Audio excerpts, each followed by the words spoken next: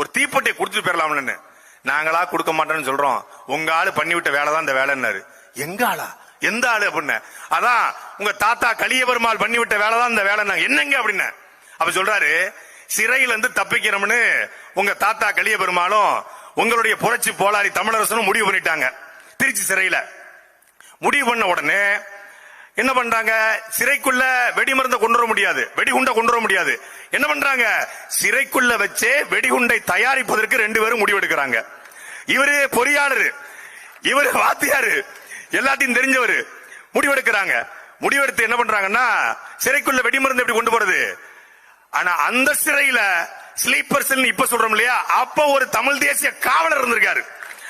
அந்த காவலரு இந்த நாடு நல்லா இருக்கணும், தமிழ் மொழி இனம் பண்பாடு கலாச்சாரம் வரணும்னா தமிழரசனும் கலியபெருமானும் வெளியே போகணும் என்று நினைத்த ஒரு காவலர். இப்பவும் பல காவலர்கள் நம்ம ஊர்ல இருக்காங்க இல்லையா. காமராஜர் பிறகு